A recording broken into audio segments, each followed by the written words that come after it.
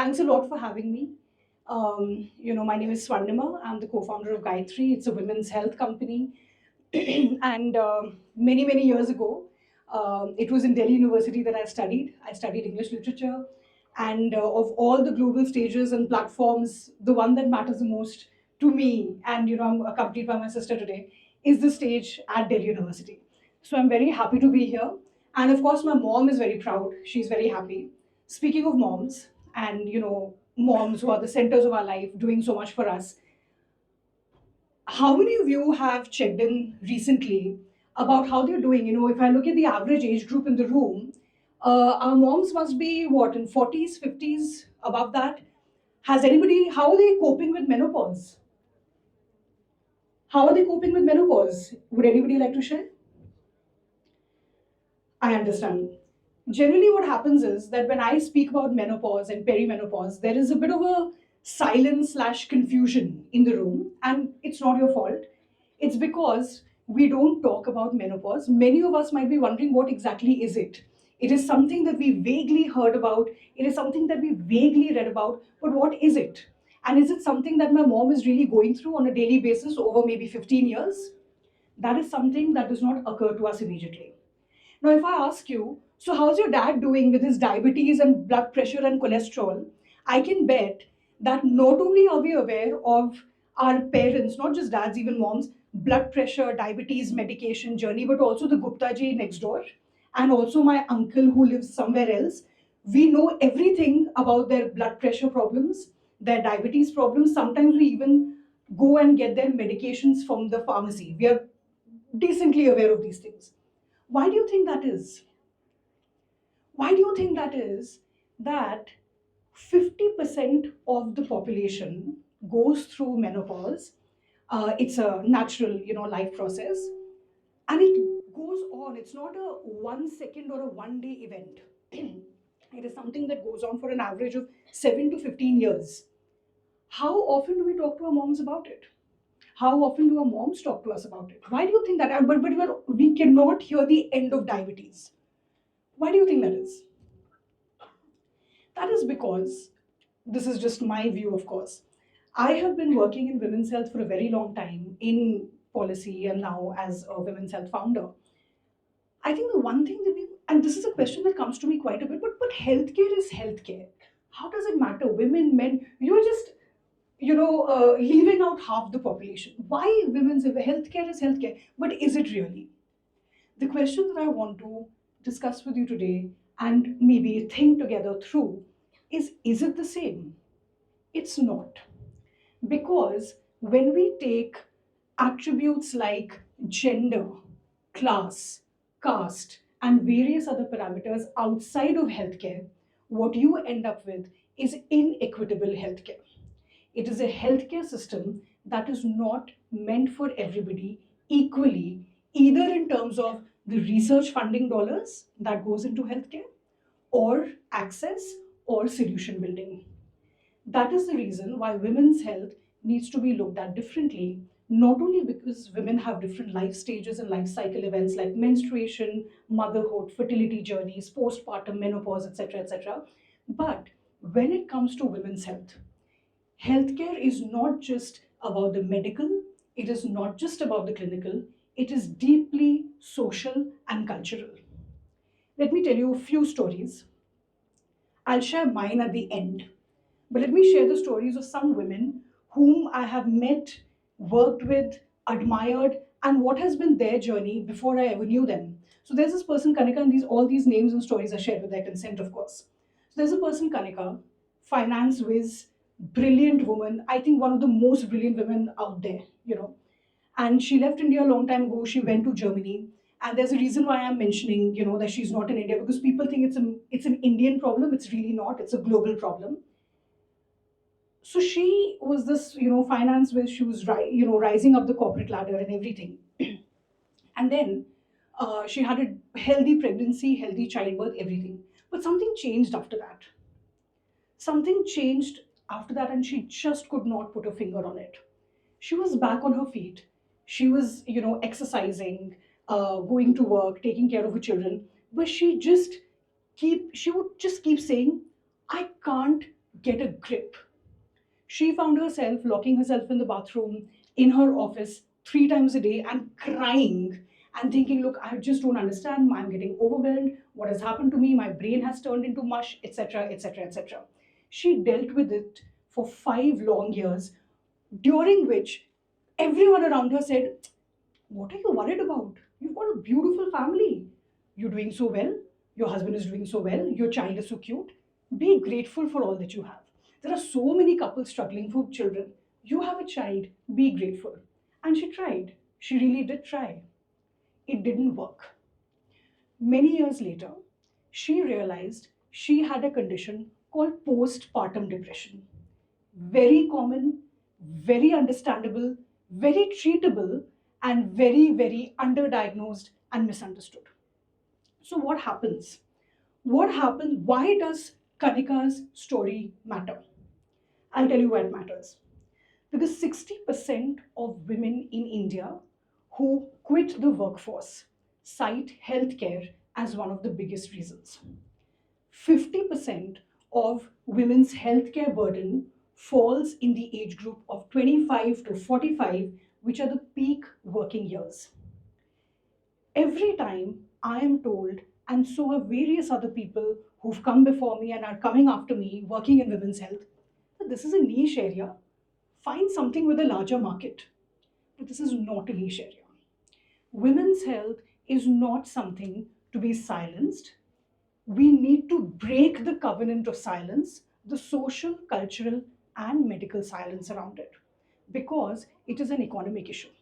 Why do I say that? Because according to a report recently, and of course, we need very expensive reports to tell us what is very commonsensical, but still, let us talk about reports. A recent report by McKinsey said that improving and investing in women's health can improve the global economy by $1 trillion by 2040. $1 trillion of global economy being in question because women's health is poor. Think about it for a second. Think of the journey for a second. A lot of you in this room are in your, I think you'll be 20 soon, must be in your early 20s. How women's life events works is that by the time you're starting to find yourself, starting to dream and thrive, there are so many life events that come at you. There's fertility, motherhood. Even if you choose not to go down that path, there are still, your body is changing, right? We just don't know enough about it. When I started the conversation today with menopause, you must be wondering, I've heard about it. It's important. I've heard people talk about it, but I don't know enough. To be fair, this is what most people must have thought. I don't know enough. The problem is that this is not a personal thing. It's not only us as individuals who don't know enough. Unfortunately, the medical, clinical, scientific space also does not know enough.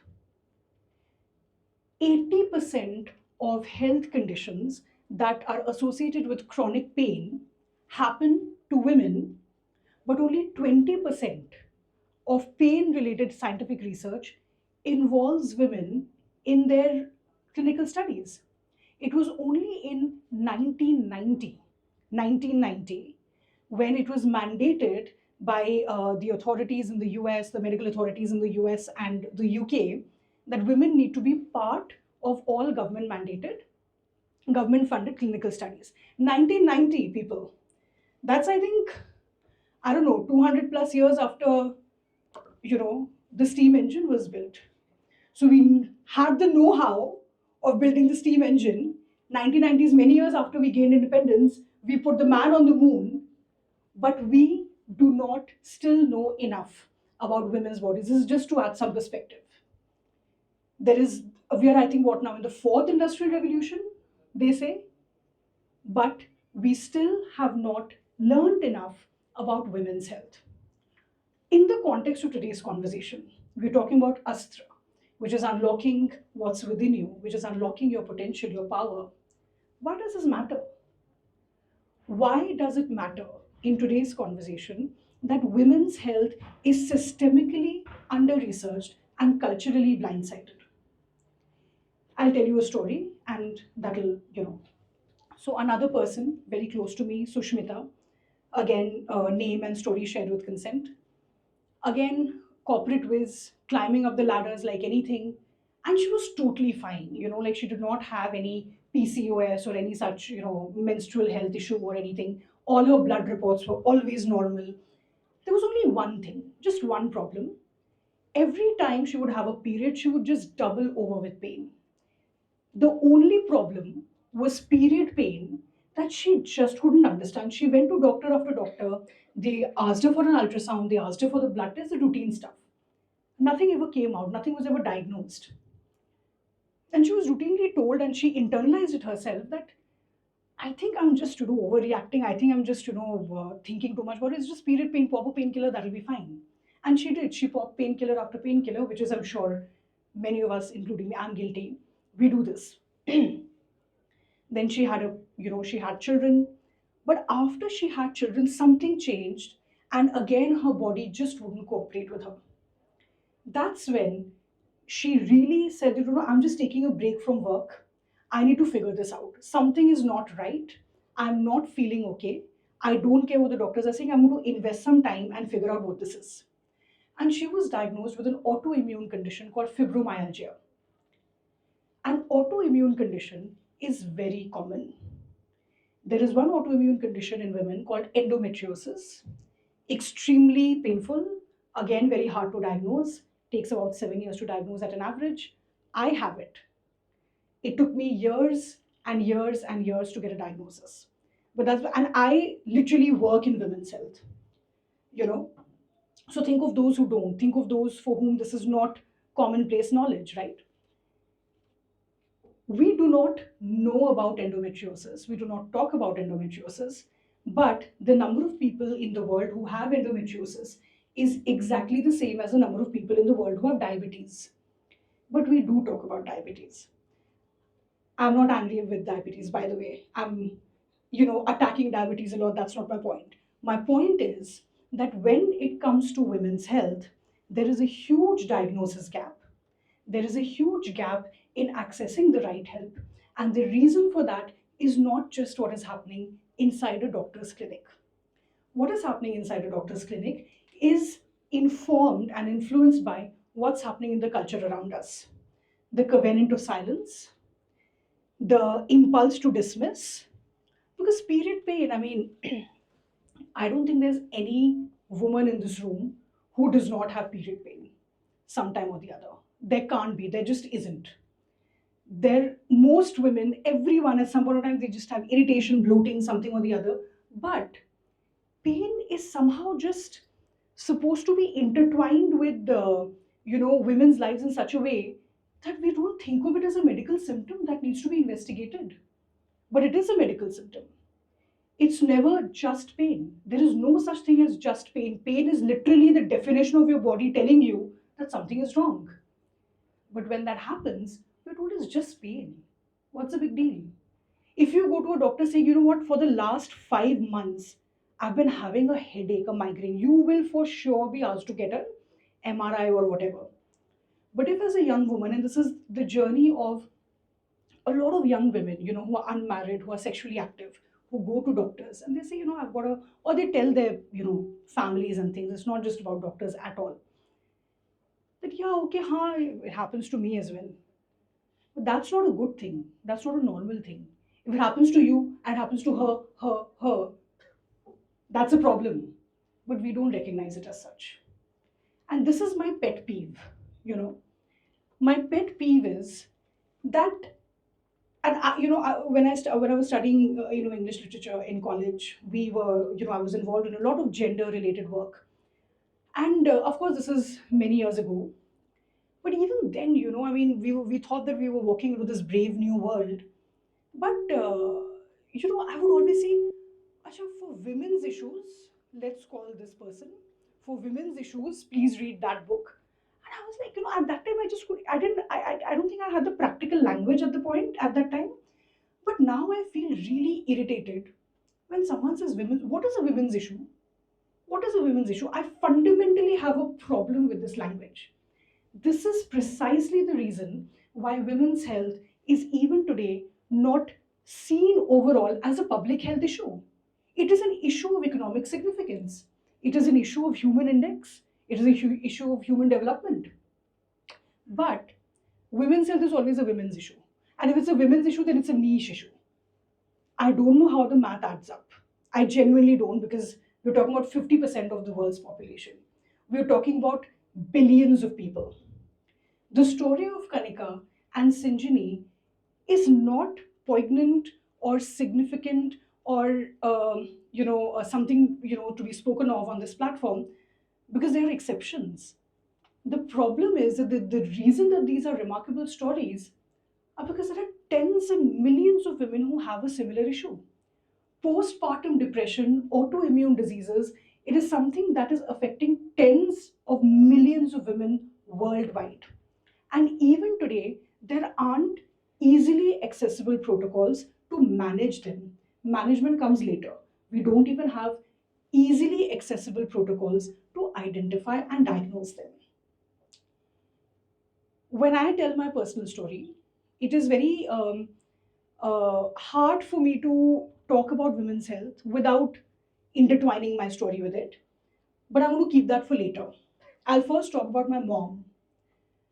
My mom was told to. I belong to Lucknow. Born and brought up in a middle class family, which was very sort of ambitious for their daughters. My mom had a hysterectomy when she was around 40, which is like really, really young. Hysterectomy, by the way, for those in the room, is a procedure that surgically removes the uterus after when there are problems when you have some gynecological problems. But now the data that is coming out from the WHO and the various other multilateral agencies is that hysterectomy is not healthy. It cannot be this commonplace, and for sure it cannot be a procedure that happens on one so young. But my mom had it when she was, I think, 40. I'm being a bit generous when I say 40. She could have been younger. But she had two daughters. The doctor said, your family is complete. But that is not what the role of the uterus is, people. That is not what, women's body parts exist for, to complete a family, you know. But that is what we mean by a cultural covenant of silence. It is this silence that we need to question. Whenever something like this happens, a lot of people, so because I've worked in policy and, there has to be policy change. When there is no policy, how shall we do? We are stunted by lack of policy. I get it. I agree. Yes, there has to be policy change. But, we've got to also stop making things about policy, politics, and politicians all the time. Of course, there are systemic forces at play. But this is also individual. Women's health is not being performed inside the clinic between a gynac and her patient. It is not being performed just between a surgeon and their patient. It is not being performed between a pharmacist and the person who's buying medication from them. Women's health is being performed in families, communities, workplaces, campuses. Does the workplace offer equal parental leave, not maternity leave? Maternity leave is last century. Because, I mean, what is a woman supposed to do? Like give birth, take care of the child, wash the house, wash herself. What is she supposed to do this alone? No, it's not possible. It's not possible. Those who have made it possible, great. But it is really not okay to measure women's greatness in terms of the number of struggles they have had and the insurmountable challenge. Please, everyone is human. We deserve to be a little comfortable. So, does your workplace have equal parental leave after childbirth? Does the campus have safe, well lit toilets and washrooms, safe mobility, safe access to libraries and things? Does the public park have lights all around? This is public health, people. These are all markers of women's health. How often, while we are like fussing over their tablets and everything, are we also talking to moms and listen, like, Are you okay? Like, how are you dealing with perimenopause? Many times our moms also don't know about. They don't know that some of the symptoms could be because they are in their perimenopause or menopausal phase. There are so many conditions that happen during this time. Bones are weak. There are night sweats, hot flashes, brain fog, arthritis, heart issues, cardiovascular issues in women. So many things that happen, in the perimenopausal and menopausal phases. But we do not connect the dots. We do not spell it out. So, if I have to leave you with a takeaway, it's not that, hey, let's change the world. Of course, the world will change. But in which direction is it changing? You do have a role to play more than you imagine. We have to believe that we have a role to play in the direction in which it's changing. And of course, we all think that on a change, I think sometimes, a mentor of mine had told me, it was Kanika actually. She told me that, listen, you're this young kid. When one thing doesn't go your way, you think there is no change. But that is not what change is. Change is as imperceptible as the women's health conditions that you keep talking about. But you have to identify it and you have to amplify it. And that is the message that I want to leave with you today. That do not make the mistake of thinking that women's issues are just for women to care about. They shouldn't be. It's a little ridiculous, if I may say so. We are not in that century anymore, I think. Do engage with what's happening with your body. It's not just about being productive, being this, being that. It's about what it indicates. Advocate for yourself better in a clinical setting. Arm yourself with more information. If you think that your symptoms are being diagnosed, please remember that the cost of not taking preventative medication is very high. It's very high. I myself almost paid the price. I was diagnosed with endometriosis in 2019. I was doubled over with pain. I thought that that is the end of my career. When I look back at those years, I don't know whether I'm going on because I was brave or because I was resilient or because I was just plain lucky. Because for every person like me or my mom or Kanika or Sushmita who bounced back, there are millions who simply are not able to. And that is because of systemic reasons, which you actually are empowered to change. When we think of changing the world, don't think of the world at large. Think of family, community, workplace, and campus. That is the world that you inhabit, and that is a unit of the world that you live in.